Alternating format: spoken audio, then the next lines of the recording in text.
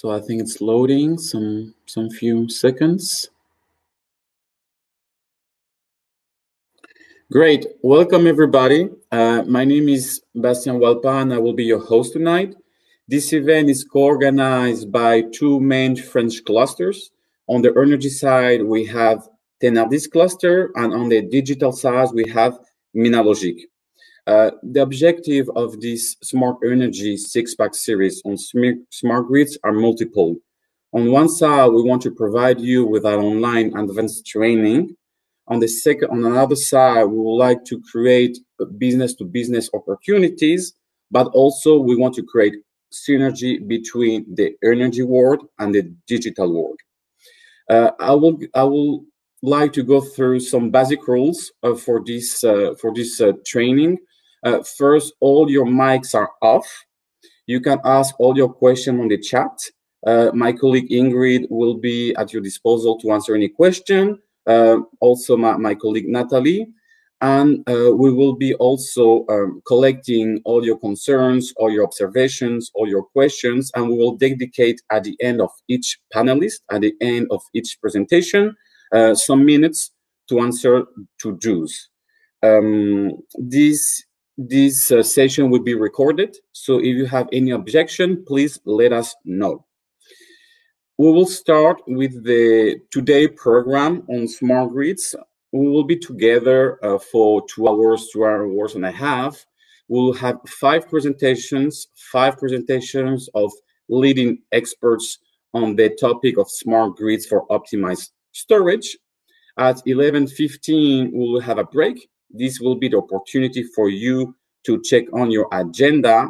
As you know, at the end of the presentation, we will have a dedicated time for matchmaking. We have a specific platform for that. On the next slide, you will have the link if you haven't received it. So you still have time to create your account and to request and receive demands from partners. There will be 15 minutes meetings, and this will provide you a framework to exchange with the different participants and also with the panelists. They will start at 12 and it will end at 1 p.m.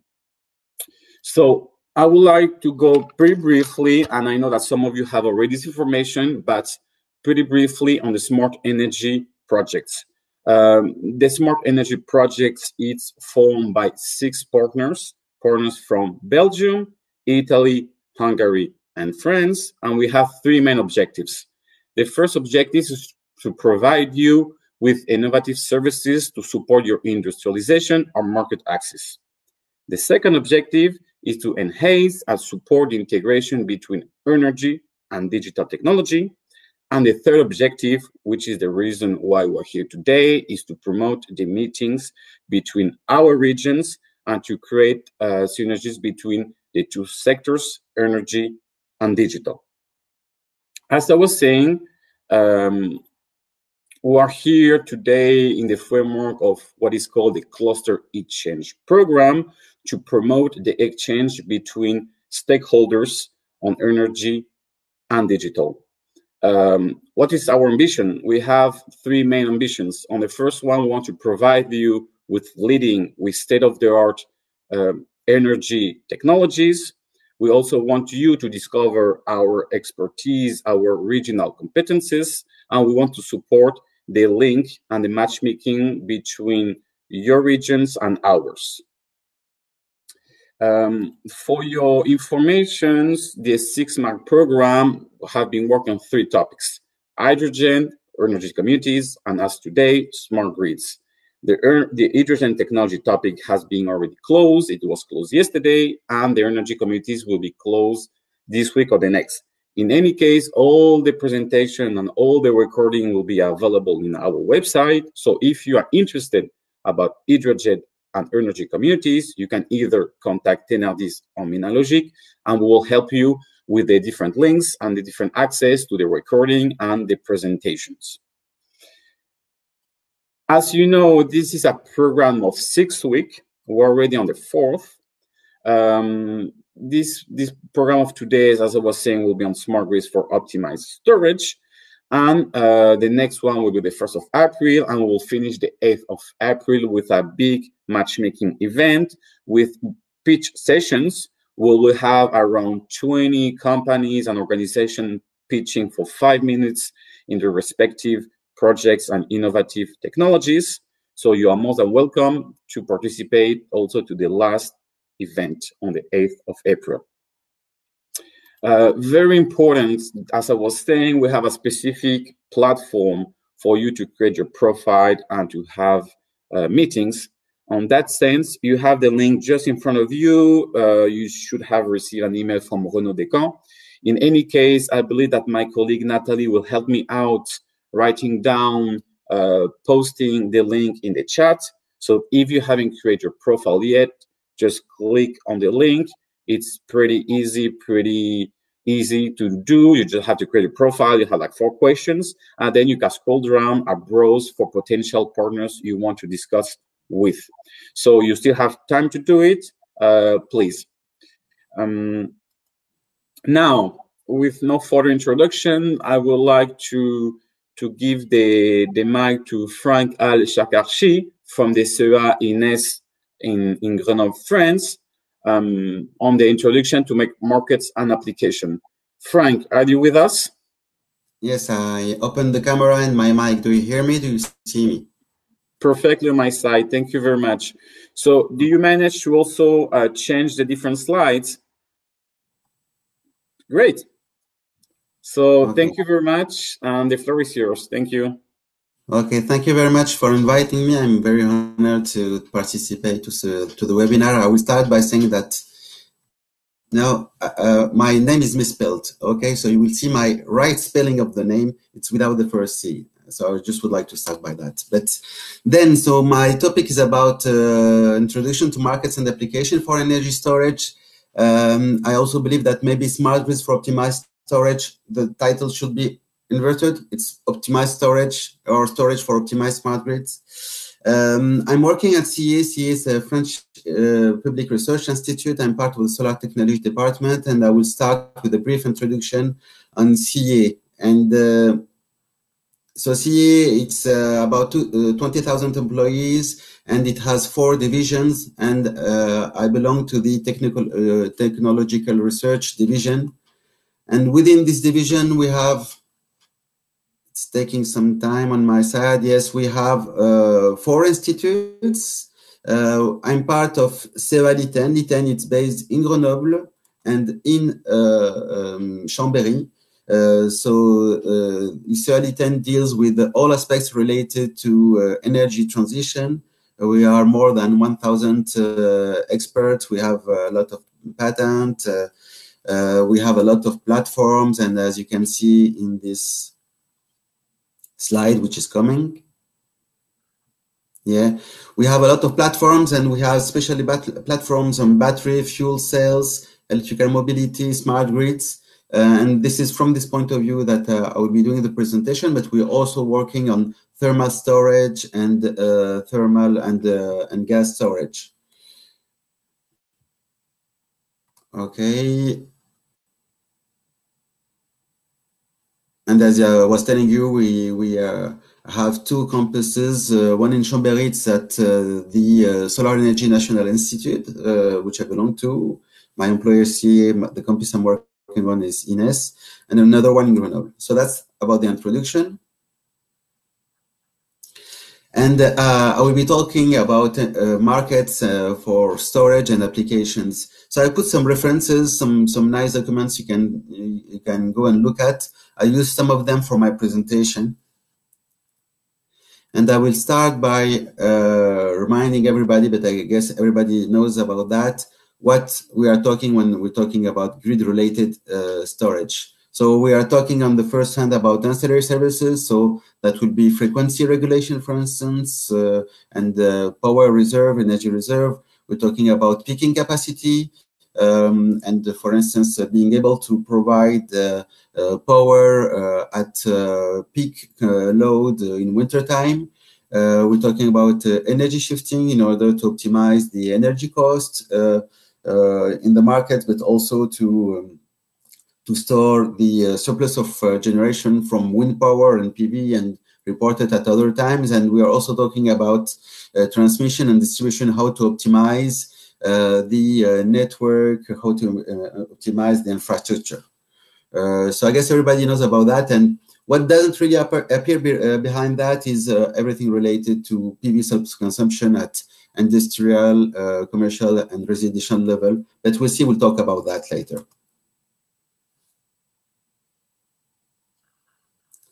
So first of all, we need to think that we need to remind ourselves that grid is one application about among one market among many of them. And if we look at transportation, that's the top hand, right hand figure.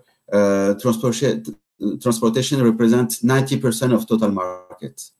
And if we look at the storage, stationary storage, well, and this is the bottom left, the stationary storage, only grid-related storage represents around 45–50% of all stationary, and the rest being storage for industrial applications. So that means telecom, UPS, for motive industrial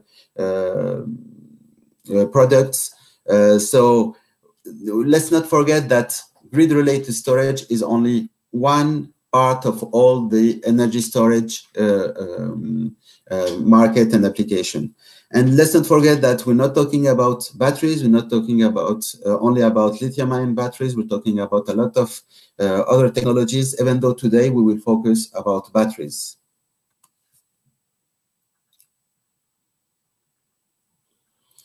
So about grid-related storage. So what DOE is projecting with the help of Bloomberg New Energy Finance, it's about 160 gigawatt hour per year in 2030.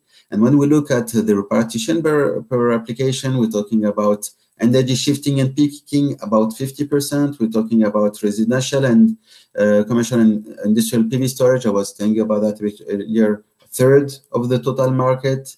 Transmission and distribution 16%. And you can see that ancillary services will represent a very little part of that. And we can understand it because, for instance, in France, we don't need that much. We need maybe 1 gigawatt, 800 megawatt of power for storage, half an hour, 1 hour. But then when that's for the frequency regulation, let's say in France. But then when we'll have a lot of PV, we will need to do a lot of energy shifting, and that's what appears here. So we need to look at the future, project ourselves in a world where there will be a lot of PV, a lot of wind power, a lot of variable production, and this will need to be stored and to be moved to other time, and will require to have a lot of capacity for peaking.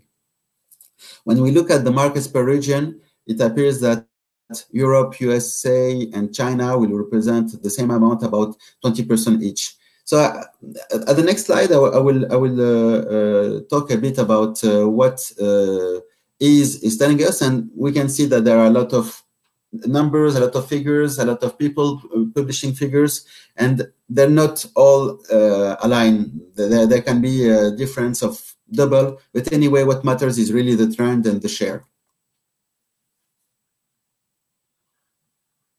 So I was telling you about EASE. They just published from March this year, so this month, the European energy market, and for 2020 they estimated that 1.7 gigawatt hour were installed, and it reached a global total capacity, European total capacity of 5.4 gigawatt hours. So I was telling you the values differ from DOE. And at the European level, residential and front of meter represent approximately the same amount, let's say 50%. And when we look at the market per country, Germany is leading the market as usual, Germany is leading everything. And it's mainly dominated by residential. And we know that they have put in place a lot of mechanism to support that. UK comes second with 20% of the total market, and it's dominated by front of meter. Then when we look at Italy and Iberia includes Spain and Portugal, so it's dominated by residential. And when we look at France and Nordics, it's dominated by front of meter. That means front of meter means ancillary services and so on. And rest of Europe includes Ireland, and which is mainly a front of meter market.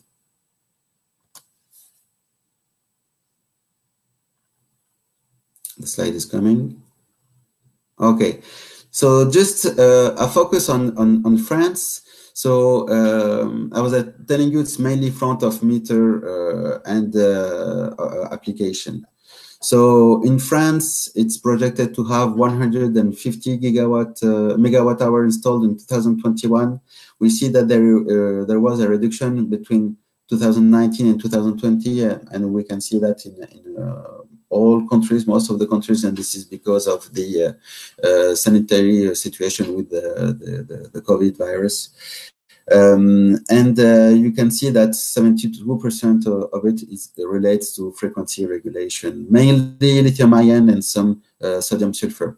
So there are three business cases, three situations for these stationary storage, grid-related storage in France. So recently, RTE, I mean 2019, RTE, which is the TSO, the transmission system operator, announced the winners for the bid about capacity market. So capacity market is for winter time. So what requests RTE is to have the capacity of providing peak power during winter time, a few hours for a few days, but it really matters a lot in order to make sure that we have a good balance between load and production, and to avoid to start peaking peakers only for winter time. So it delivered results for 253 megawatts of new storage capacity. And these will be installed from 2021 to will be operated from 2021 to 2027 and from 2022 and 2028. So you see, this is for balance between energy, between consumption and generation. So that's one business case. Another business case is actually for French islands. So there are a lot of French islands in the Caribbean or close to Mauritius in Africa, and most of the tenders for PV in these islands were PV plus storage, and this allowed the installation of a lot of PV hybrid PV battery plants. And recently, they also organized a market for storage to provide services for these these grids, the grids of these islands.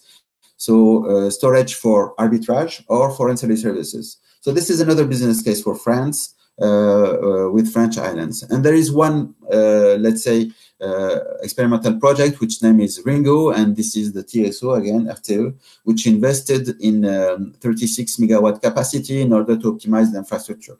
So you see that mainly these all three, it's about providing services to the grid to optimize the PV generation from the grid point of view, and this is not about PV battery self-consumption.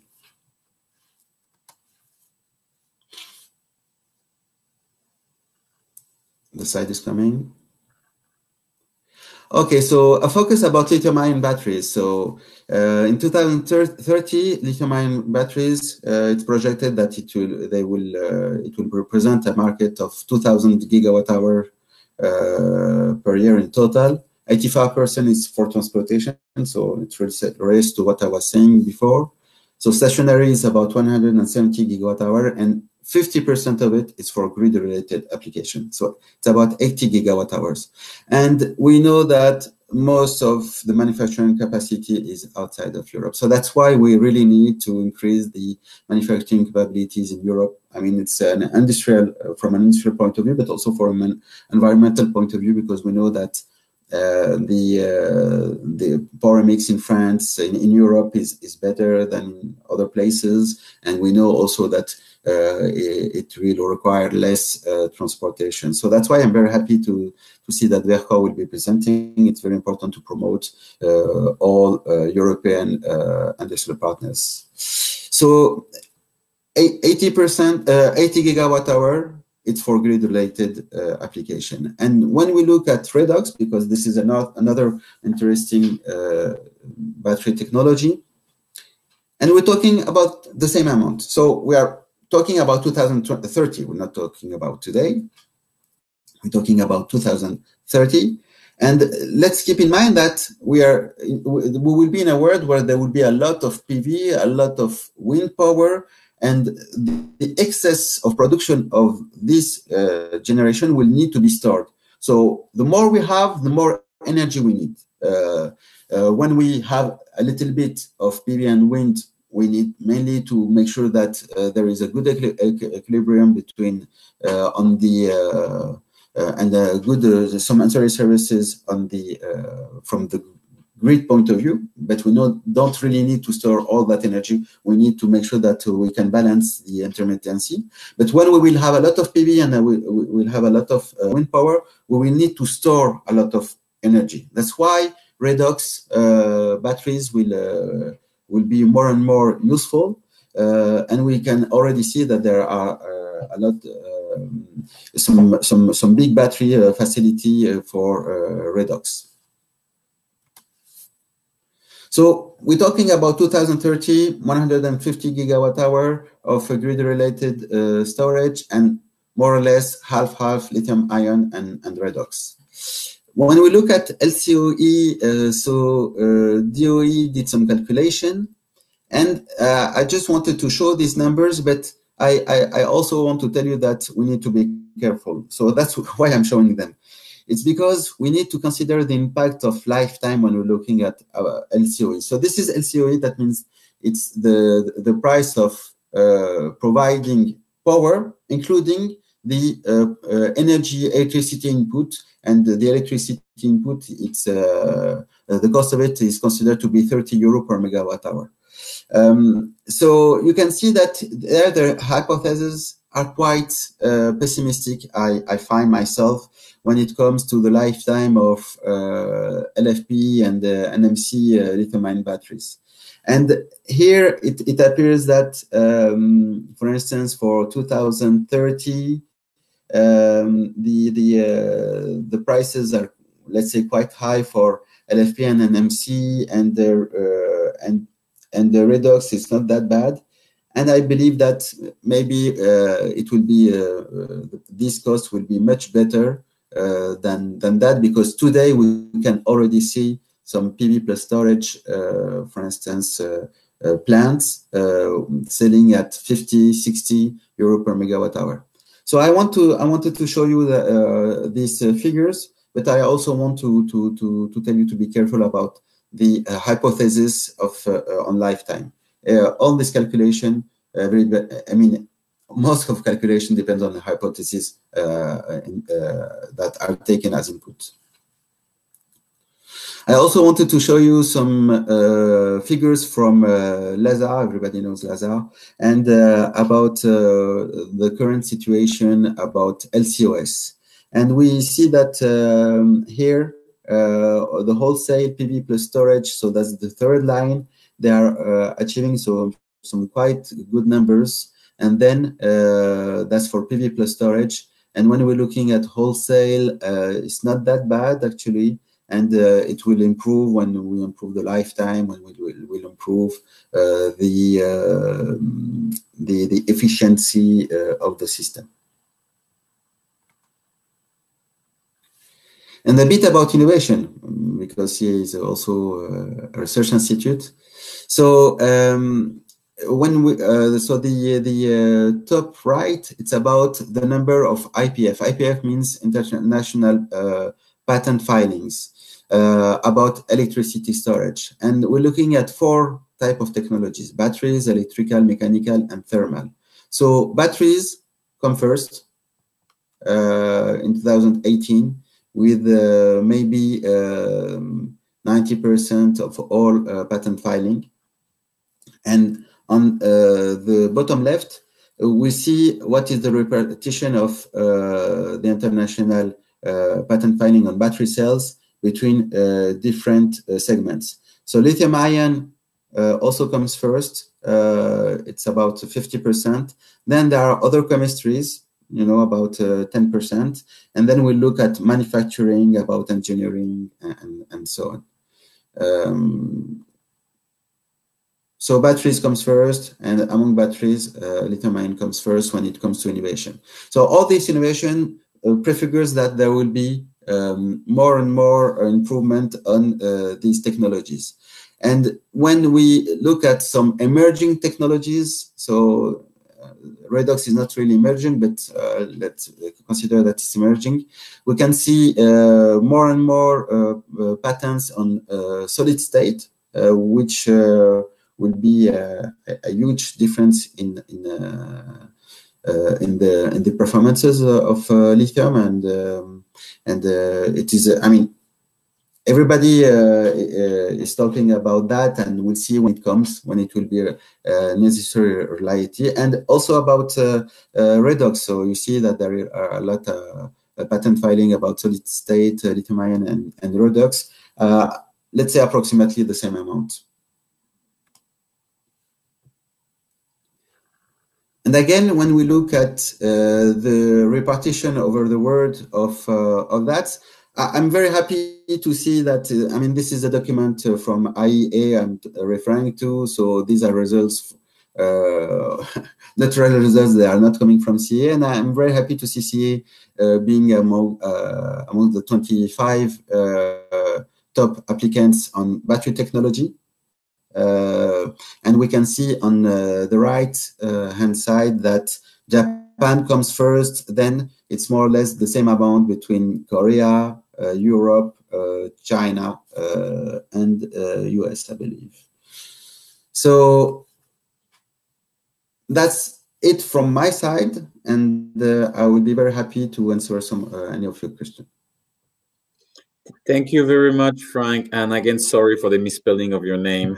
I apologize. Well, indeed, we have one question from Vincent Debuchère concerning the Ringo project.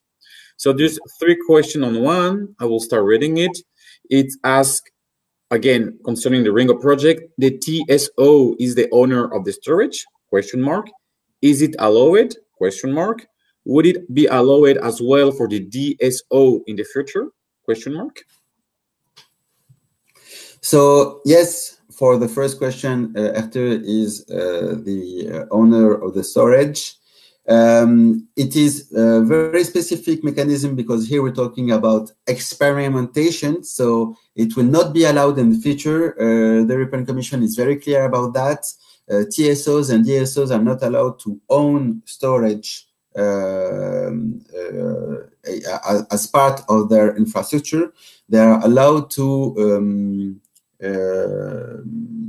buy flexibility from flexibility providers. So this is a very special case where RTE is doing some experimentation, but it represents in the framework of the French market today a big amount. Great. Vincent is also very knowledgeable in that, and if he thinks I did a mistake, do not hesitate to correct. Is there any question? I don't see any. So without any delay, again, thank you very much, Frank. Now I would like to introduce again, sorry if there's some misspelling, Aziz Ouabi, which is the responsible of innovation in the energy transition direction of the Compagnie Nationale du Rhône, which is the leading producer of exclusively renewable energy.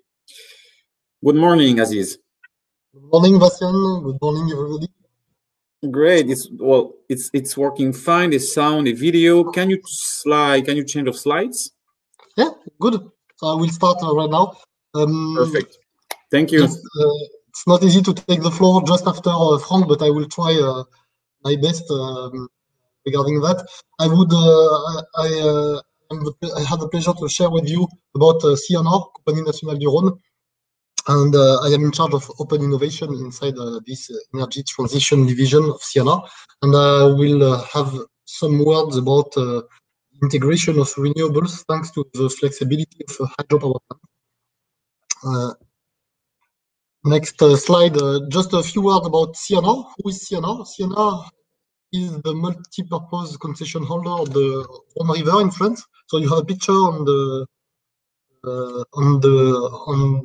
slide about the Rhône River, which is flowing from the Swiss Alps, and then it flows inside Geneva Lake, and then after the Geneva Lake, it goes in France for about 500 kilometers. And the CNR has been given the concession of the Rhône River by the French government in 1934 with a multi-purpose object, which is first to develop hydropower plants on the Rhône River, and then inland navigation, meaning both ports and industrial areas and inland navigation on the river, and last, the irrigation for the agriculture. So given that that objective, we have designed and developed 19 hydropower plants on the Rhône River. The Rhône River, which in a few words is the most powerful river in France. It has a discharge of about 1,700 cubic meters per second at the mouth, and it flows from several large cities in France, including Lyon city in France. We were given this concession with this balanced activity, meaning an industrial performance with energy revenues, but also some activities in the general interest field, like navigation and irrigation. And we are an energy developer acting in the long run. So we are currently under process for extending our concession up to 2041. So it's under process right now. And we are also a full integrated company in the renewable energies, meaning that we make the whole development, the operation and maintenance, and we also sell energy on the market. And our capital shares is our capital is shared between several shareholders. On one side, NG Group has a bit less than 50% of our shares, and on the other side, the French group Caisse des Dépôts and 180 local authorities, which also have part of our shares. Small figures about the company, and we are what we call in France an ETI, an intermediate size company with 1,300 people, and we are organized with a head office in Lyon and several regional offices along the Rhône River. Then just a few words about the Rhône River hydropower cascade. The Rhône River hydropower cascade, as you can have a look, is flowing from Geneva Lake to the sea, to the Mediterranean Sea, and we have designed a cascade of 19 hydropower plants, which have one particularity is that they have been designed in a derivation of the old Rhône River, and that we don't have a large storage capacity. We have a very limited storage capacity, except our upstream dam, Genesia. Genesia has a storage capacity that helps us for optimizing the generation for a few days, but the main other dams have a storage capacity not exceeding a few hours. And given that limited storage capacity, given that catchment area of the Rhône River, we are strongly dependent from weather conditions, so rainfalls mainly, but also snow on the Alps. And we are strongly dependent from the other tributaries of the Rhône River. So the Rhône River has a catchment area of about 100,000 square kilometers, meaning 1/5 of French area, and we benefit from the inputs and the rainfalls and discharge from all the tributaries that flows inside the Rhône at the end. So no strong storage capacity and highly dependent on weather conditions, meaning that we manage variable energies. Then next slide is just to show you how we optimize the generation signal. So we started in the early 2000 with the liberalization of the energy market in Europe and France, and we have designed a full IT software package to optimize what we call the energy waves, energy leakages on the Rhône River. I have just made a few small scheme to show you. You have each dam with a small variation range between 30 to 50 centimeters, and we can optimize the head in each of these run-of-river dams when the water flows inside that, and we can adjust head and discharge on each power plant, and with the IT development we have made, and also with the remote control. Our dams are full of remote control from Lyon. We can adjust each dam one after the other, so that we can deliver a smart signal by this synchronization of the operation of each hydropower plant on the cascade. This works well during low flow to normal flow conditions, meaning that we don't have to go above the design capacity of each power plant. What happens when we go beyond this design capacity is that we are in flood mode, and during flood mode we don't have any possibility to optimize the head range of the flow, because the river has its own natural stream flow, and we cannot adjust energy. What we have to figure out is that we can optimize energy during the majority of discharge during the year, thanks to this cascade of hydropower plants. And when we do that adjustment, that smart adjustment plant per plant, and when we operate this cascade, we can manage some big variation of the output on our balance perimeter. So we don't have any good storage capacity on the Rhône River. We are mostly dependent on the weather, but in the meantime, we have designed the Rhône River so that it can be a flexible asset, thanks to, on one side, a very accurate weather forecasting system and optimization system, and on the other side, a strong remote control and a permanent link with the market, with our trading office, which is located also in Lyon. So as you can look on the screen, we have a possibility in a single day to shape a custom-made signal that looks like to the consumption or the prices on the market, so that we can move from peak to peak more than 1 gigawatt one day on a single day between min and max power delivered to the network.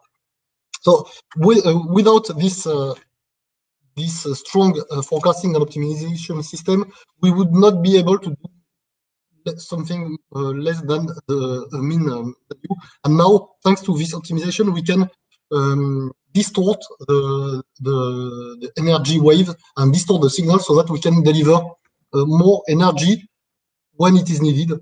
And it is needed in France at the evening, the beginning of the evening, but and not at night. And I just have shown in this slide the market design and what we call the merit order, in which in France, for example, you start first the run-of-river plants and the nuclear power plants, and then you can ask for other assets, other thermal assets with a marginal cost which is going higher and higher. And at the end of the day, the market price represent the last marginal cost which has been called on the market. And you can have also look for opportunities on the market so that you can modulate your energy and shape this signal so that you can catch the highest prices in the market. So this is what we have been doing for the last 20 years with a strong experience in the day-ahead optimization, also in the intraday market, but mainly in the day-ahead. And this is already helping us on optimizing the hydropower cascade. But what we are looking in the next years in France, I have just shown you some figures about the policy, what we call the French PPE, the planning that the French government has asked all the actors to focus on in the next year. On the first column, you have the current situation in hydro, wind, and solar in France. So mostly 25 gigawatts of hydro, 17 gigawatts of wind, and 10 gigawatts of solar, which have been installed in France. And in the next 8 years, we are asked to increase a very little bit on hydro, but mostly on wind and solar. So we will have to triple or quadruple the speed of development in solar and wind in the next years. So this will lead to a massive introduction of intermittent energy, variable energy sources, wind and solar, which are fully dependent on the weather and non-dispatchable, and that those energies will require an increasing need of flexibility sources. And you have, let's say, at least 3 ways to address that issue. On the one side, you can work on the generation mix by having a better balanced portfolio, optimize and forecast in a better way. You can develop storage assets like hydropower pump storage. You can develop the batteries. You can either stationary or stationary. You can develop electric vehicles and so on. And on the last side, you can work on the demand side management by doing some curtailment and also optimizing the consumption of energy on some clients who have flexible consumption. These are the 3 main ways that we can work on if we want to address those challenges. What about CNR? Because I have shown you the French picture. Now on CNR side, what we have done in the last 10 years between 2020 and 2010 is that we have added about 1 gigawatt of portfolio. This has been almost done. We have done about 950 megawatts up to date on this strategy of development of wind and solar, which has been quite important for the company, meaning that we had invested about 80 to 100 million euros every year to make this development possible. But in the next 10 years, our strategy, our plan, which has been validated, is to triple this renewable energy portfolio in the next 10 years, meaning that we have to do 3 times more every year than we have done till to date. And we have several questions and several issues to work on. The first one would be, of course, to look at demand side management, to look on storage assets. But the question I've raised is, how can we take advantage of the Rhône River so that we can integrate facilitate the integration of wind and solar in our portfolio? What we have decided to do also is to manage and to extend the operation of the Rhône River as a smart battery in the real-time to day-ahead time scale, in which the Rhône River will not be only a way to deliver a smooth signal alone, but in which it will integrate the generation of the variable energies like wind and solar, which are located in green here in the screen. And the Rhône River will be able to make to make the smart optimization of this variability of wind and solar, which can be high, but that can be also done and adapted. And to go to this objective, we need to make some continuous development and forecasting and optimization strategy tools. And I will last with this last slide on the current development. We have developed what we call in Siena an apple tree, pommier solutions, pommier V1, V2, and then an EMS on which we are also working.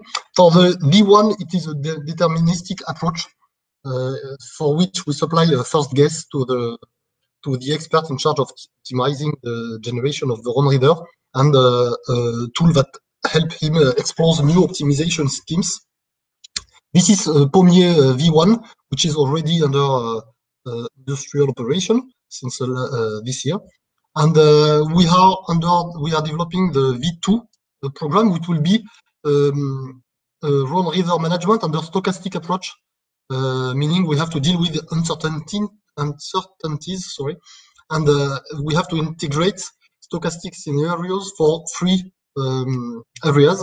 First one, the market prices, then the water availability on the tributaries, hydraulicity, and lastly the uncertainties that are brought by the new renewable energy sources. And the last program on which we are also working, and I am proud also to be just after Frank, because we are working hand in hand with CEA about the energy management system, in which we work for the further integration of new grids of assets and define an optimizer. On the one hand, we will have an active model libraries with electric vehicles, batteries, hydrogen, demand-side management, and on the other hand, the market libraries model with a self-consumption model today, with the ancillary services as well, frequency regulation, and also with a market model on the spot market. So this is our plan today, and I thank you again for your attention, and I would be happy to answer some of your questions if you have right now. Thank you. Thank you very much, Aziz. Right on track and right on time. We have a question from Bard. He's asking, what are the ecological and global warming constraints on CNR plan? This is one of the biggest issues we have to face as we are working on the large river, the Rhône River, which is, I have already said, the most powerful river in France. And it is also on the Mediterranean Sea, the river that provides the most fresh water to the sea, more than Nile, for example, because we still have water that goes through to the mouth of the river. We have a river with good hydraulicity today, but our models are planning that in the years 2050, so in the next 30 years, we may face 10 to 40% of water less on the Rhône River. For us, we are not just talking about climate change and blah blah blah. It happens in Bangladesh or I don't know in which country. It also happens in our country. The water constraints that are induced by the climate change is a big issue. And it's not only the mean value which will go down, as I said, between 10 and 40%. It's our scenarios and the models that we have been simulation that we have done.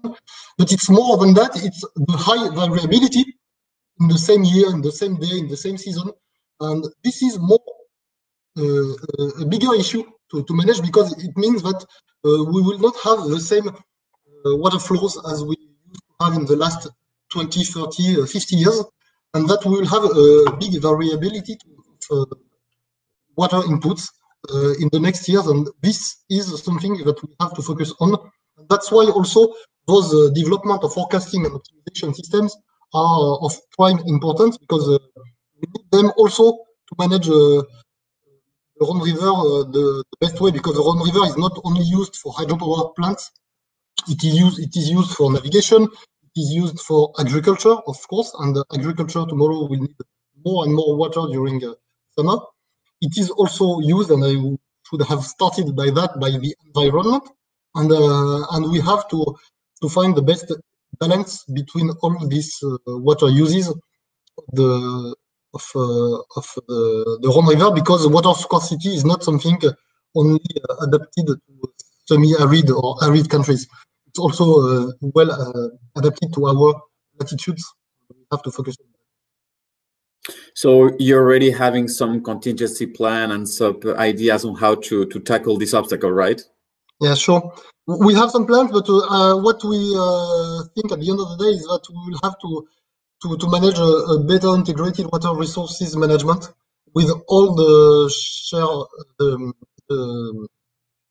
stakeholders, sorry, and we have to discuss more than them with them, because, for example, on the agriculture side, the stakeholders will need more and more water during summer, at the period where we will be at low flow. So we have to be careful of that kind of nexus between water and energy, and this is something that we are focusing a lot on today. Okay, great. Well, just for your information, here at Minalogic, we're running a project called Digital Challenge on open innovation, willing to tackle challenges from companies like yours. So on parallel, I will be contacting you on this subject. It might be interesting you. Thank you again, Aziz. Thank you all. Again, Thank you. have a nice day. Bye-bye. Thank you very much. So for our next presentation, next topic will be on the new gigafactory for battery cell productions. So we will welcome Sylvain Penaud. He's co-founder of the company Vercor, the French industrial company set to amplify battery cells in production in Europe. Welcome, Sylvain. Thank you. Thank you. Good morning, everybody. And first of all, thank you to my friend of Tenerrdis and Minalogic to invite Vercor to present you this very interesting and I would say entrepreneurship adventure of Vercor. So I will show you and maybe summarize. So I'm Sylvain Penaud and the co-founder of Vercor, which is a young company. We started 9 months ago, and I'm Chief Strategy and Strategy Officer of Vercor. Maybe in one slide to summarize the what is who are we. So the Vercor is a digital, smart, and low carbon battery manufacturing company. So very important to say that we are here to create a gigafactory in Europe, in southern of Europe, in France. And the innovation is focused on the, I would say, the excellence manufacturing, and not on, I would say, at the chemical level. So we had an introduction of the technology, and we are based on lithium-ion technology, and we will launch a gigafactory in southern Europe for the market. I will detail that in the next slide. Which is an initiative with industrial leader in the domain and battery experts, and I will also explain what will be the first step of this Vercor initiative with the what we call the Vercor Innovation Center. Just maybe to start by share with you some context. As you maybe know, this battery markets, the European battery market, grow rapidly and maybe more than we expected when we have started the company in July. We have a clear gap between the demand and the supply. In this figure, we explain that this gap is more than 230 gigawatt hour, but it's maybe more. And maybe you see last week, and if not, it could be interesting for you to look at that. This initiative of Volkswagen, we have announced during this Power Day last week their intention to create not 1 but 6 gigafactory in Europe, with 40 gigawatt each. So there is a booming of the needs of the battery market for the need of the electrical vehicle for all the car manufacturers in Europe. When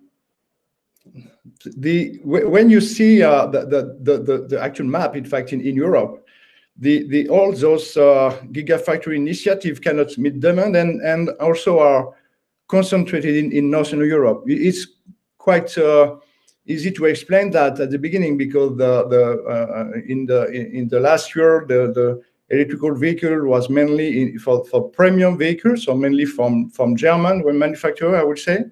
Until for supply chain, I would say logic, there is some gigafactory. What we see on this map, the green dots are the potential project of gigafactory, and the car in blue are the positioning of the factory for vehicle.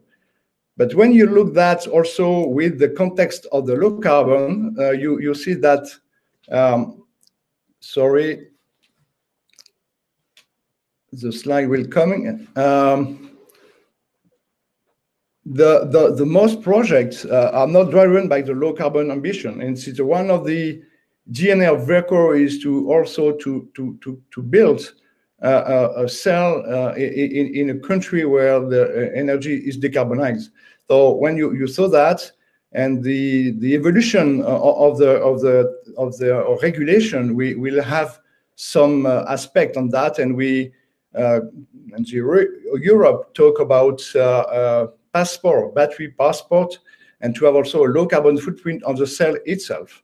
And so the ambition of Verco, as you know, is as you see on this map, is to fill the gap in the southern of Europe, and to be leader of the low carbon footprint of cell manufacturing.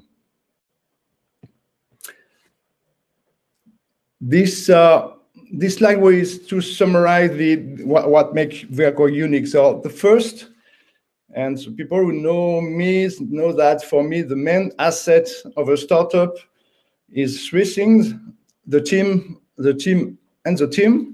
So we made a big focus on the talent expertise. And today we started the company, as I said, in July with other colleague and co-founder.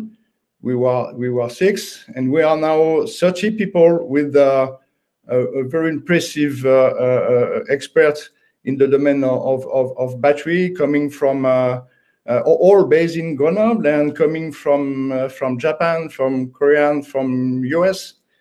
So it was the first, I would say, asset of Verco, which is this expert team. As I said, we will work on the state-of-the-art of cell technology, and we focus our development on the excellence manufacturing or smart manufacturing efficiency to reduce the cell cost, to reduce to increase the yield, to reduce the scrap, and also to reduce the CO2 footprint of this technology. Some very quick overview of the team. We have started. We have some very complementary team in the industry domain, in innovation. This company has been started, I will say, with a European flag, I would say, with the Auvergne-Rhône-Alpes organization, and we have in the team the people who are different expertise. Christophe, what is our CTO, has worked on the first gigafactory of Tesla in Renault.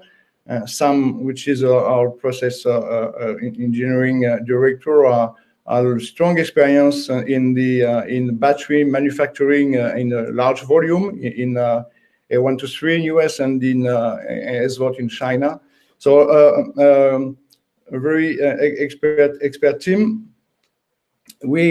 I share with you some top experts who have joined the company.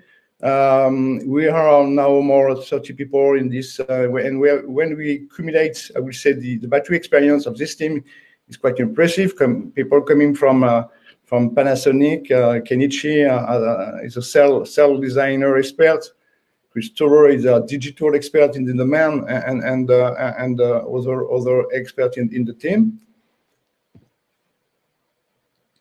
The company, as I said, has been started with the founder and the Auvergne-Rhône-Alpes organization, and we have started with the first investor in the company. And why we have this kind of investor, Schneider Electrics and Capgemini, who are the first investor.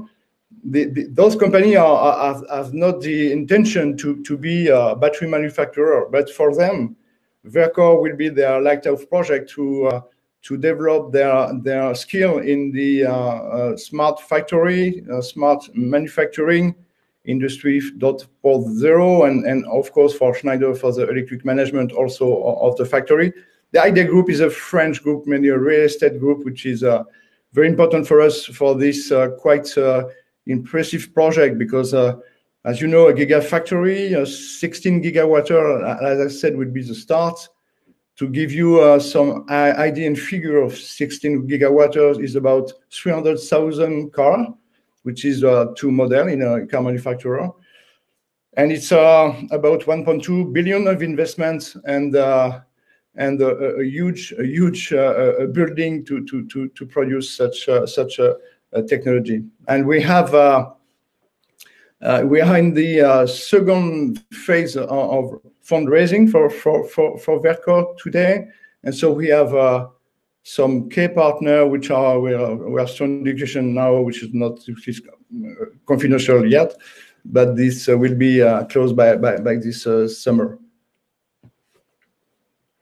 To give you a brief overview of the innovation, I would say, because as I said, we don't innovate in the chemical, but we will innovate in the manufacturing. So we will you have in this slide the main step of the fabrication of cell, from the mixing to the formation of the cell.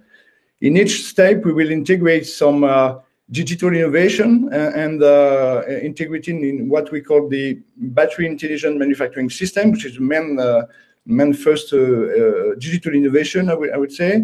And the second one, which is very important, and we have some strategic partner on that field, which is also the recycling. And not only the recycling, I would say, at the end of the life of the battery, which is could be interesting, because we could imagine that part of the material would be integrated as input of the factory in 2030 will come from this recycling of the second life of battery. But we will also what we call the direct recycling, which is the recycling of the scrap in the factory. Because even if you have a very efficient factory, when we create a gigafactory, we have some giga scrap. So it's very, very important to work on that subject in the same time. About the first step I mentioned at the beginning, from now to the first gigafactory of Verkor, because we are more and more convinced that we will have more than one, which will be in 2024. We are building what we call the Verkor Innovation Center, and this tool will be the tool, a small factory, if you want, would be a tool to develop, validate our digital innovation.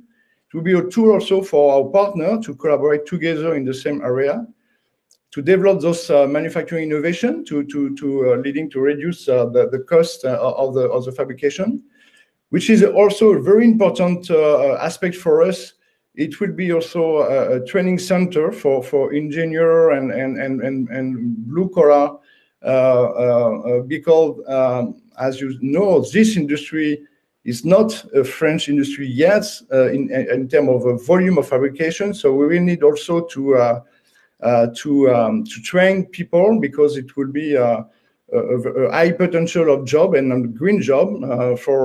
For information, the first gigafactory, it's about 2,000 job and 10,000 indirect job. So we need to prepare that. And it's a strong, huge investment for this Verkor Innovation Center, And the objective is to have by the end of the next year first cell produced from this tool, and first I would say digital innovation validated.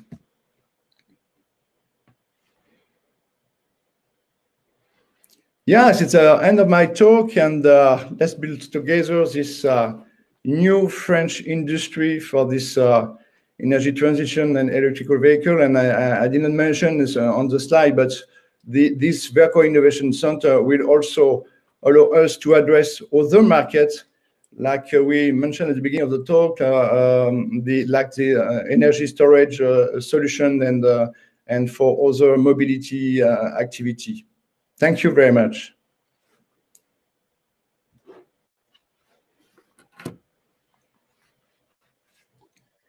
Thank you, Sylvain. We have one question from Arnaud Marilyn, I guess. Anyway, will you include H2 batteries in your Gigafactory plan? That's a question.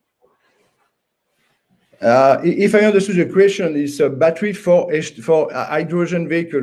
Because so it's a good question, because effectively in a hydrogen vehicle there is battery, so you need battery for that. So those battery are not, I would say, the same specification, but we have some demand, and the Vehicle Innovation Center will because the volume is not the same, and for the moment it's a niche market regarding if you compare with the 100% electrical vehicles. But yes, we have some demand, and the team is able to design on the Vehicle Innovation Center for that market. Okay, great. We have also Aziz Wabi, who's pretty interested in getting your presentation. So again, everything will be available. We will send to you the presentation, but also the recording. So Moprom, you also have the booking platform if you want to meet both the panelists and the participants. I'm writing to you the link. You create your profile, and then you can request the participants. Yeah, just a comment. My name is P-A-I and not P-A-Y. So it's du pain et de l'eau. It's more simple. Again, sorry for no problem. And don't hesitate to share my email if people want to have more information. And my email is very simple. It's sylvain@vercorp.com. Great. We will write it down in the chat. I think maybe Ingrid is doing such right now. Again, thank you very much, Sylvain. Thank you. I would like now to welcome our next guest, who will talk about. Wait, it is up to me to change the slides. Sorry, it is now. So the next topic will be on solar forecasting solution and storage optimization.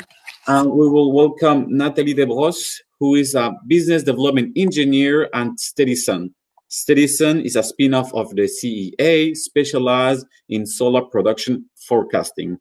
Good morning, Nathalie. Good morning, Bastien. Thank you. Good morning to all of you. First of all, I would like to thank you, Tenerrdis and Minalogic, for the organization of this webinar. I know that it is a hard work, and you are making it very well. Congratulations. Thank you. So yes, I am here today to speak about solar energy forecast and storage optimization. But before I get to that, I'm going to make a brief introduction of Steadison.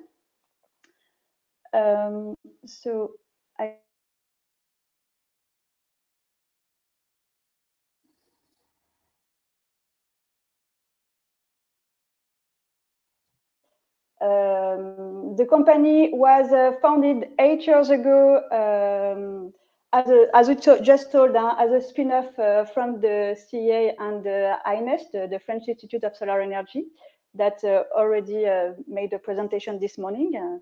Hi, Frank. Our team is made of experts in solar technologies, meteorology, image processing, data science, etc. Concretely, what we do is that we help our clients to meet the solar variability challenge. Indeed, when a cloud over a plant can induce a drop of the PV production by up to 80% in few minutes. This is a high challenge for our clients, and this strong variability can result in significant costs for them. And we then help them to anticipate this solar variability and reduce the incurred cost of the variability. And at the end, foster the integration of solar energy into the grid. So we work mainly with 6 categories of clients. We work with the transport system operators, and in particular those operating on insular systems. We support solar asset managers, and in particular for hybrid plant operators. So then with storage, which is the aim of the presentation today, or with gensets. We work as well with trading and portfolio managers, and finally with players of the smart grid and the smart cities field. In total, we deliver forecasts to more than 1,400 sites located in more than 25 countries worldwide.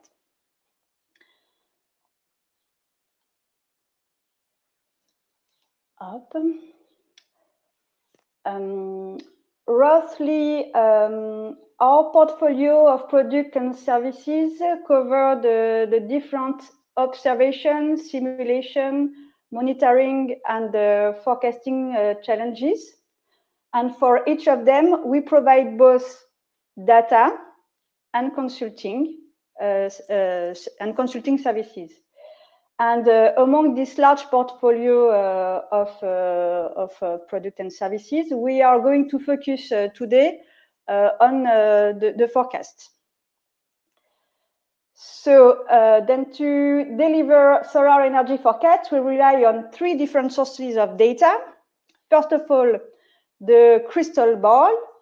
Secondly, the tea leaves. And thirdly, the alignment of the stars. No, it's a joke. We have developed 3 different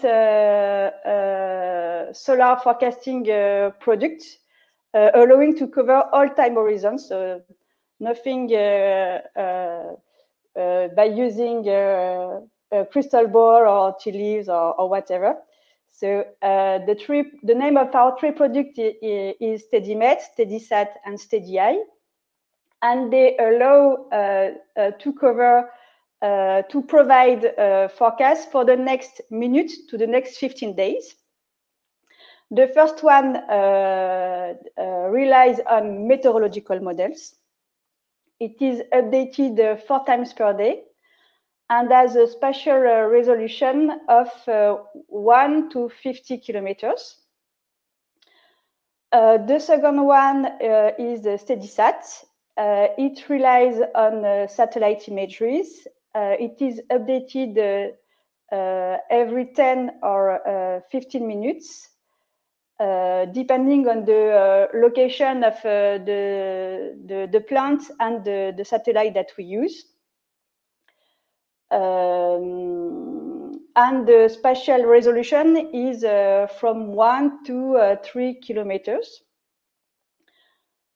And finally, SteadyEye that simulates forecasts by using pictures taken every minute by a sky imager that is located on site of the plant. And with the very fine spatial resolution, as the sky imager is on site, from 10 to 100 meters. So then, based on these three products, as I've just told, we are then able to deliver the forecast for, let's say, all the needs of our clients, depending on the time horizon and the level of accuracy of the forecast that they need.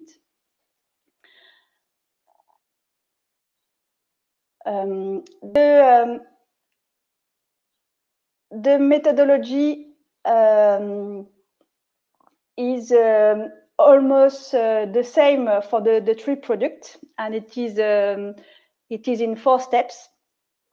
We begin by acquiring the data from a selection of numerical weather prediction models for SteadyMet, or the available image for the 2 other products, so the image from the satellites or the image from the sky imager. Secondly, we model the data and simulate the forecast based on what we call a physical approach, relying on meteorological data and the features of the plant. So at this stage, we have something like a first delivery of forecasts that can be refined if we can access to real production data or irradiance measurements. So then it is what we do in the 3rd step. So in this case, if we can access to this data, we make what we name self-learning, and we are then able to adjust our forecast to the real production, and then increase the accuracy of the forecast. And finally, once all the calculations made, we are then able to deliver the forecast to our clients in a customized format that they define with us. So here are some examples. So what we have at the end, what we deliver. Here are some examples of what we are able to deliver for each of the product. On each chart, so you have 3 charts.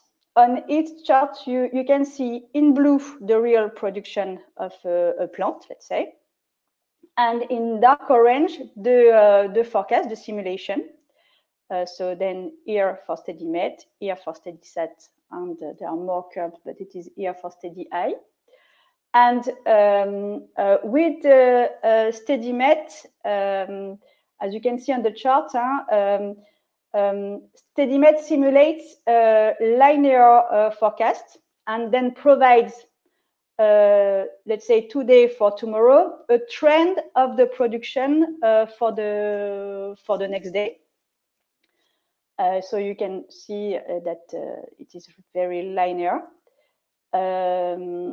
Whereas SteadySat captures and then anticipates the variability of the production. So here, for example, SteadySat, I don't know if you see my mouse. We can see that when there are some drops or rise of the production with SteadyMet, there is still a trend. But with SteadySat, these drop and rises are well simulated. And it is even more the case with the SteadySat that does the same, but with a much better accuracy, based on the fact that it takes the update rate, the update frequency of the pictures taken is of 1 minute compared to the update frequency with the satellite that is every 10 or 15 minutes, depending on the satellite. So once we have said that, when do we use forecasts for storage optimization purpose, and what is the value added of the forecast in this case? We can see we can use forecast at the 2 different stages for a project. So I have some example. So firstly, at the, let's say, at the feasibility stage of the project, before it is implemented and then in an operational mode. So then at the feasibility stage, we can conduct some studies coupling forecasts with an energy management system, and then calculate the optimal battery system sizing and develop an optimized control strategy. You can see, for example, on this slide, an example of simulation that we have done for the Tahiti Island. And this really allows our clients to have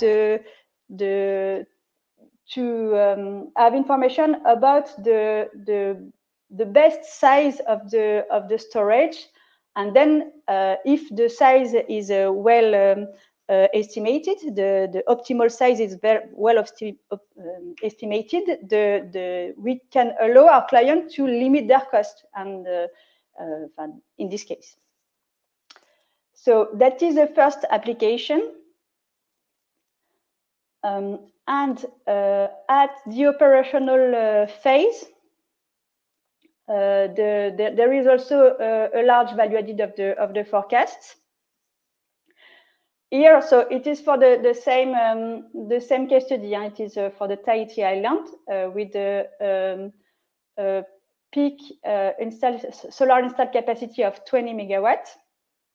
You can see, so then we have presented on this slide two charts. The first one provides the number of deconnection days without the use of the forecast, so in dark orange, and with the forecast in light orange. And we can see on this chart that the forecast can help to decrease strongly the number of deconnection days. We can see, depending, so the number of deconnection days are showed here for several size of the storage. So then for several storage sizing, and then we can see that whatever the size of the battery, forecast allows to cut the number of deconnection, but at least 2, and even up to 3 for storage with a large capacity. And we can see that it is even larger when we consider the number of hours of deconnection. Here it is cut, so the number of hours are cut by 2.5 with a capacity of storage of 12.5 megawatt hours in this case, and it is almost the same for a 20 megawatt hours capacity. So this is an example of the value added of the forecast. So then in this case, as the plant, the number of deconnection days is lowered with the forecast, the plant can then inject more electricity to the grid. It is what we are going to see on the next slide. So then you can see on this slide the PV injection, and you can see on in red the PV injection without forecast, and in the orange the PV injection with forecast. And we can see then that here again, whatever the size of the battery, forecast can help to increase the PV injections. You can see in blue here on the chart the PV injection that could be induced by, let's imagine, by a perfect forecast. So then it is, let's say, something like the potential, the total potential of the forecast. But of course, the forecasts are are not perfect. Huh? We make some. We try to limit the errors, of course, but there are some errors, and then the real impact of the forecast is then can then be is shown by the difference between the yellow and the red curves or bars.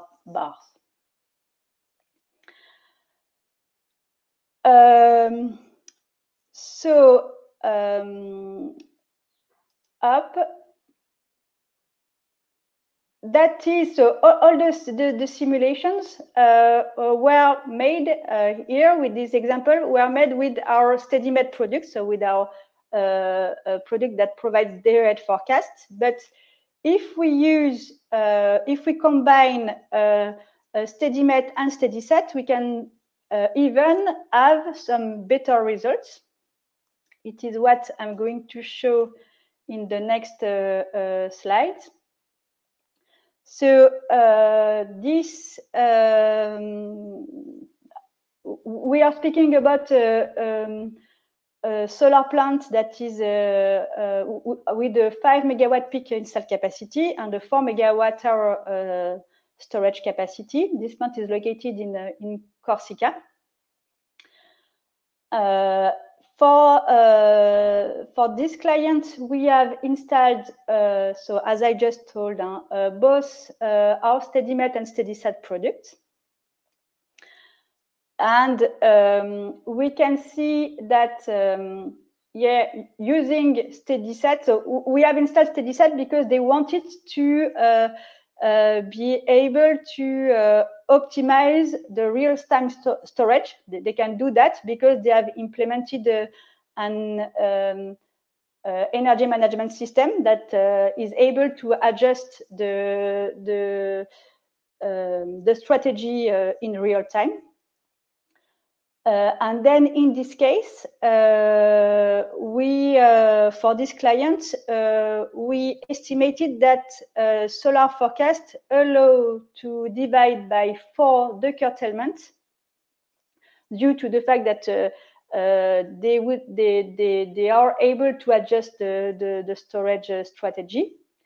And by adjusting the storage strategy, it implies an increase of their additional turnover by, let's say, around 75,000 euros per year. So that is substantial. Huh? So then really, in this case, we really see the value added of the forecast.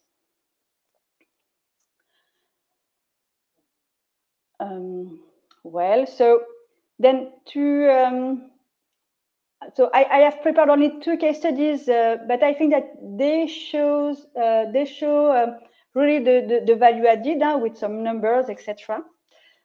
So then to wrap up, we can say that coupled with an EMS, solar forecasting solutions enable to increase the profitability of the system by allowing the storage optimization.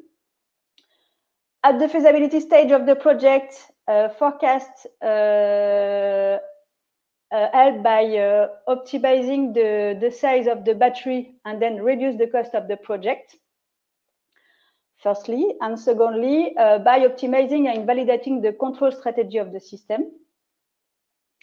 And later, at the operational phase of the project, the forecast allow the battery to be optimally charged when necessary, and then to sell at best price. So more at the end of the day, and to be charged for autoconsumption. And they also enable the limitation of curtailment, as we saw, and the reduction of the battery aging by reducing the average state of charge. I have not showed you a case study, but we have made some studies aiming at estimating the optimized state of charge of the battery to reduce the aging. So, well, I think it's the last slide. Yeah, great, right on time. Thank you very much, Natalie. I'm checking right now the chat if there is any question, but for now I don't see any. So in any way, you will have all the contacts. If you have any other observation, question, or willing to have a further conversation with Natalie, we will send all the information. Again, thank you very much. You're welcome. It was a pleasure. It was shared. Thank you. Likewise. Now for the next presentation, the last of the day, but not the least, we will talk about how storage could benefit from AI in the context of smart grids. So today we have Vincent Desbouchères. He's an associate professor at the Grenoble INP, which is also partner of the Institute MEA in Artificial Intelligence. Sorry. Is this correct, Vincent? Yes, exactly. Do you hear me correctly? Fine. Yeah? Yes. Great. Okay. Thank you very much for the introduction, and thank you for the invitation as well. I'm really happy to discuss those topics, and I'm sorry in advance, but so as a researcher, most probably I'll finish with some kind of bigger picture or something that is either well, probably not too generic, but more focused on what kind of challenge we would have technically speaking. So I will just shift to the next slide. Well, that's the same one. So the idea today is to discuss how AI techniques could ease, in fact, or accompany the usage of storage for power systems, more specifically in the context of smart grids. And the idea is to look at ways to use or increase the value of storage facilities as flexibility levels for grids. So they would act based on technical, economic criteria, if not more. So as it was said just before, this is a slide for publicity. So I'm talking here as one of the members of the MIA Institute, so Multidisciplinary Institute in Artificial Intelligence. If you want to know more, so there is a link right there. Eric Gossier is in charge of that institute in Grenoble, and I'm just focusing in, as you can see, there are future AI environments, etc. So it's very broad. And as a researcher from in electrical engineering power system, I'm really in one of those, one specific aspect that is covered by the institute. Okay, moving on to the context, the motivation. So, as we all know, power system evolved into smart grids, and that creates huge opportunities for AI, notably with the help of storage system, of course. We are talking here about the trend of energy digitalization, and in this kind of graph, you can see that we will have, in fact, due to the increasing variability with DR, non-conventional loads, etc., an increasing complexity in asset management, an increasing difficulty in operations. Everything, in fact, is underlined by a trend of an increasing volume of data. With that volume of data, we can do many things, monitor, communicate. We could use, of course, the core of that communication system, which are the smart meters. And we, of course, could use that as a way to tackle the increasing complexity of that system. We are already saying that power system, we were already saying a long time ago that power systems are chaotic, so difficult to model. So AI would or could present a very interesting simplification procedure or support for us in order to address this kind of system. So we are naturally turning very easily and fast to data-driven science to analyze the energy consumption patterns and indirectly to rely sometimes more on data than on models themselves, even if we create some data with models. Because in fact, we sometimes cannot attempt to model a system or simulate it because it's too complex, too long, or we don't always know what we want to find or look for.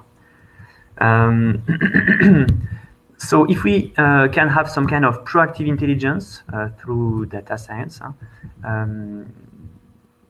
which is quite popular right now, we could easily or more easily tackle that complexity and simplify what we have difficulty to grasp, I want to say. So of course, some of the aspects of the pole system could be tackled by other techniques, well-known or not. So more traditional optimization, alternative control, architectural regulations. But the versatility of AI and the possibility to learn with or without supervision from the data is of high interest in that context.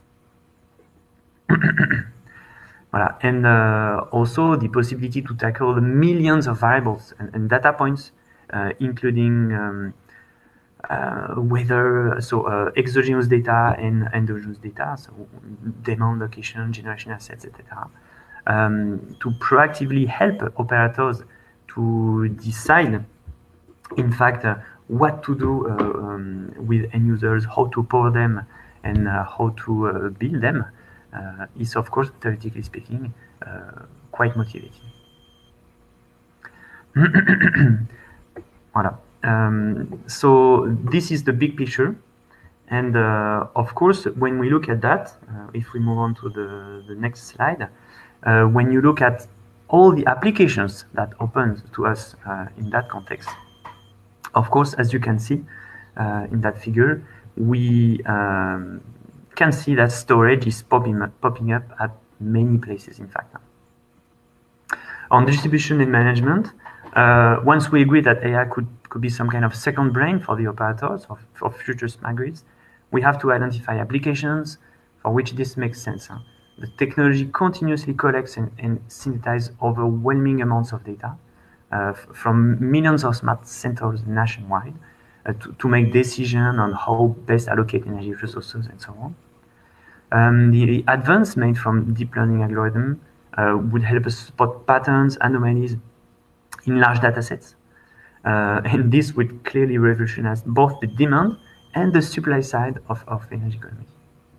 So as a result, if we look at smart consumption, large regional grids, in fact, could be in the end replaced by special microgrids, notably relying on storage, that would manage local energy needs with a finer resolution. So if you pair that with various battery technology that allow, in fact, to address various problems on various time constants, in fact, you will most probably help develop not only interesting technical focus, in fact, projects, but as well more social and economic development, like local energy communities that would be more resilient to, that would make, in fact, the grid more resilient to, I don't know, severe weather events or other outage, etc. On the demand side, smart meters for end users and sensors along the line will be able to constantly monitor demand and supply. They will communicate with the grid, modify electricity use during off-peak and on-peak, etc. So if we are able to relax the workload on the grid, you could lower the price, but you could also help the operator in more long-term issues like deferred investments and so on, or tackle other criteria, not necessarily technical ones like greenhouse gas emissions. Favor some production in front of others, depending on various time-related criteria or other things. On the supply side, if you couple storage and AI, you could allow such transition on the energy portfolio with an increase on sources production and minimal disruption from the intermittency that we all know that comes with these sources. Okay, you could, if you have too much production because there is a sudden wind or sun variation that were not correctly forecasted for some reason, you could still act on the more traditional fossil-based production. and the other way around, in fact, of course, play on the more traditional one when you do not have enough remote sources available. You could act also on social, spatial, and temporal variations with the same kind of tools. So many possibilities and many applications, and their application that would rely on storage and AI. If we focus just on the storage system per se, in fact, storage system, as you can see on that very generic picture, that integration of storage system can be done at almost all levels, if not all, of the power grid. A multitude of functions can be carried out, and those functions will depend, in fact, on the characteristic of the system in terms of time consumption, power, energy capacity, losses, time, etc. So depending on the target, you will use that to tackle a large set of solutions and drivers that you can see on the slide. And we already have talked about that today, and probably you already have heard about that before. From the integration, demand response to stability enhancements, and so on. Investment deferral, of course, for grid operator, by alleviating congestion, for instance. And that help as well self-consumption to act as a flexibility levers, of course. So if you focus a bit more precisely, for utility operators, the benefit can be drawn from storage system depending on the nature of storage system. So whether they are long or short-term storage, with a spinning or non-spinning reserve, of course, black start capabilities, and so on. So all that will help at various effects of the operation of the grid, from operational to long-term planning.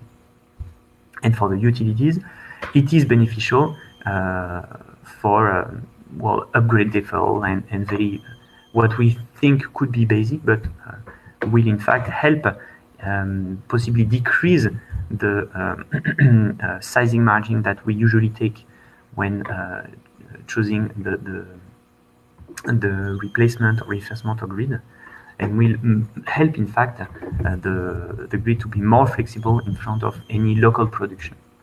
Of course, everything in a scope where we want to decrease the equivalent CO2 emission of the production and consumption of energy, knowing that it cannot be all the job itself, of course.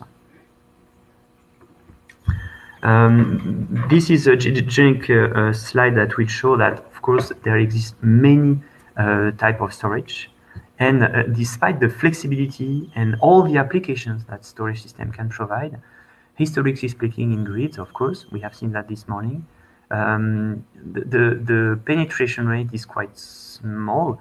Of course, it's linked to the need and the cost, except for pump and storage, which were widely developed in parallel with the nuclear power plants, so at least in France, but as well everywhere.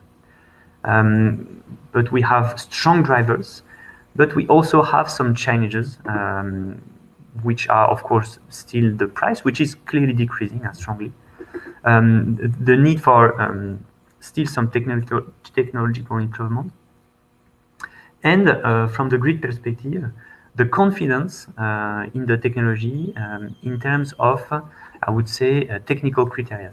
Typically, if you want to use some kind of storage for a given service, ancillary services or not, for a given time horizon and so on, you have to be able to choose, in fact, what kind of storage system will provide what kind of service, frequency support, virtual inertia, energy balance, fluctuation damping, etc. So typically, it would make sense, relying on AI and storage, to see the introduction of some kind of virtual operator of storage system, aggregating, in fact, various technology of storage and providing to the grid various kind of services. And that's where we come into AI techniques. And of course, we know from, so traditionally or historically speaking, we started with data-driven techniques. typically monitoring what is going on right now and trying to propose diagnostic or categories of problems, so to spot what is going on right now. This was used typically to build digital twins, to improve the knowledge on systems and so on. Currently, we are using still data, but also looking very strongly to simulation or knowledge-driven techniques. And those will be, in fact, able to provide system-wide prescription and prediction. So what will or what should happen at a system level. And this is possible when you shift to more advanced AI techniques, typically not necessarily relying on supervised learning, for instance. And then it means you open a whole set of possibilities to learn not only models, but as well management strategies and to apply them on forecasts, possibly to replace traditional solvers with the fast approximator. So of course, you reduce the optimality of the solution, but at least you get them fast. And to overcome the tractability of the tractability barriers, so simply with clustering, dimension reduction, and so on. Another question that is not clearly decided yet is the choice between cloud and edge computing. So typically to rely heavily on a communication system and a centralized brain, I would say, that will make the decision for everyone, which is interesting because you can have heavy computational services centralized, but that is not really resilient. If you lose that server, we all have seen, and some of you probably have been impacted by the recent OVH server that burned. So typically that's the case of a security breach in a way. Huh? So a cloud computing is interesting, but maybe could not be the full answer to a grid-related service. And the edge computing would be interesting in the sense that you distribute intelligence with less pressure on resilience. You increase indirectly self-sufficiency because you propose the possibility to make decisions, at least some decisions locally, with possibly a communication, but much less real time, for instance. So that would be of interest, of course. To finish on that aspect as well, I wanted to highlight the fact that when it comes to AI techniques and electrical energy in a power system, you have to find the proper adequation between the problem to solve, the technique, and operational hypotheses, which are strong. It means you should be able to access data, to select the quantity and the type of data, and of course rely on the user involvement and so on. And in front of that, for each given problem, so here there is a list of problems: observability, decision-making, action on the grid itself, request to flexibility level, and so on. All that cannot be addressed by the same kind of technique. So you will have a range from supervised to unsupervised, reinforcement, transfer learning, which is very interesting as well, because in fact you will develop your system on a known simulation, for instance, and then complete the learning on a field where you have much less information, so real life, for instance, and deep reinforcement learning as well, that would be able to act without no or not so much prior information about the system. So help us tackle the chaotic aspect of the grid. And the relevant application in the center of all that, it's not necessarily a one that will strictly rely exclusively on AI, but most probably will be some kind of hybridization between everything that you can already know well, master well, and trust well as well.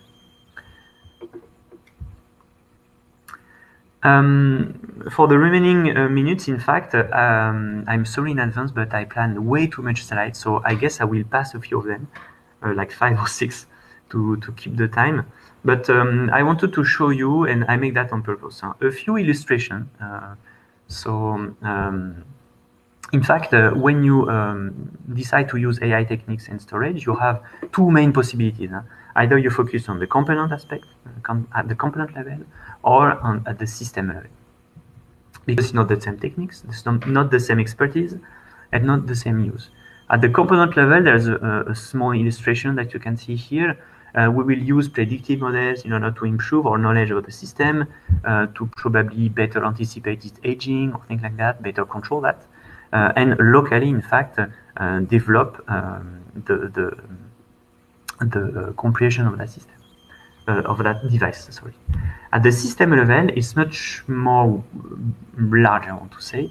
You can use either data-driven techniques or more knowledge-driven techniques, but you possibly will want to look into edge computing, typically to have a large set of components that would be virtually aggregated in some kind of operation platform, or and that could be in fact owned indirectly or in strong relation with the DSO, of course, to provide flexibility levels to the grid. And in fact, I can see that time is flowing. So I would just say that I had like 3-4 illustrations. Don't hesitate to look at the slide and come back to me if you have more questions on that. I wanted to show you that we could use flexibility levels at the level of distribution grid, for instance, relying on storage system, with in fact all the time what would be the input, the needs, and how we could use that. What kind of objective function we would target. If you want to be at the interface between DSO and TSOs, that won't be exactly the same objective to tackle, typically to stay within limits on active and reactive power, but as well relying on very similar models and tools. And the third illustration, let me pass the slide, I'm sorry, would be in fact, if you focus on one node of the distribution system, typically that could be a very flexible one in the form of local energy communities. Then you could have other issues, typically to see how the impact of self-consumption, for instance, will be strong or not on the capacity of the DSO to forecast properly the evolution of the power flow in its grid in time. As well, you will rely on grid topology, grid models, and AI tool to detect, as a function of the penetration, to detect unusual elements. And I will finish on my conclusion, which is here. On my conclusion, in fact, I wanted to highlight a few interesting points. In my opinion, so when you focus on grid usage of storage and AI, it is interesting to consider some kind of digital assistant for current operators. You cannot replace human in the loop, of course, especially in a system that is so chaotic and very difficult to predict.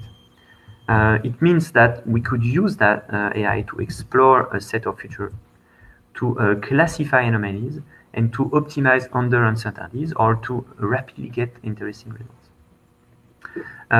With some kind of coordination, we'll end up with some kind of hypervisor that will in fact help operators to take the good decision at one point. On that elements, current R&D works will focus on how to reduce dimensionality and overcome tractability barriers with supervised and unsupervised analytics. And the limitations, in fact, would clearly be on the aspect of putting everything together. So when you have AI techniques that you use for optimization, etc., we are not necessarily targeting the best possible techniques or the best possible AI tool. We want, on overall, everything being put together to reach some kind of quality of the value and not necessarily efficiency of, for instance, forecasting techniques and so on. And lastly, with the large volume of data, it's true that we have such data, but in fact, it's not that easy to access such data. For instance, working with grid operators. What about the data ownership, the problem of availability, and the problem of security and trust entity with that data? The last very point, and I will finish on that, is on the complexity of the tool itself. I work extensively with the main French DSO in unissent. And in fact, they are reluctant to use black box, typically unsupervised AI techniques, because they do not master at all what's going on with that kind of tool. So possibly, as you trust what you understand, Maybe we could accept in time to slightly decrease the quality of the fields, but better control or master what's going on and also that. Without talking about economic viability so far. Thank you. I'll stop there. I talked too much and I plan to say too much thing.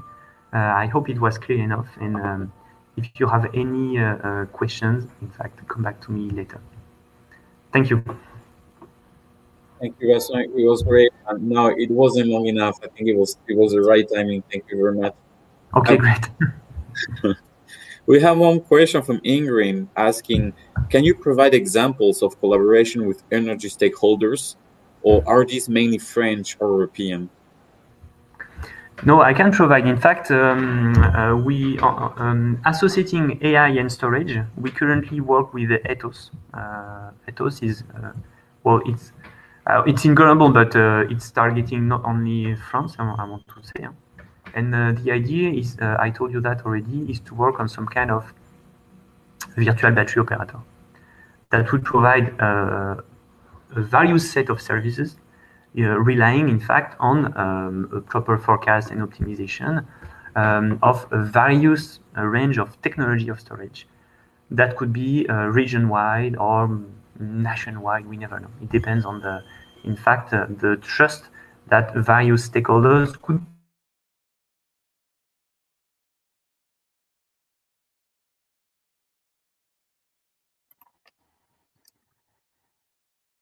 put in a performance, not necessarily only targeting storage, and usually targeting some kind of community or thing like that. That's one aspect. On the international aspect, personally speaking, well, not personally, but in my team, sorry about that, in my lab, we have a very strong and structural collaboration with Singapore on AI. Not necessarily AI for power system exclusively.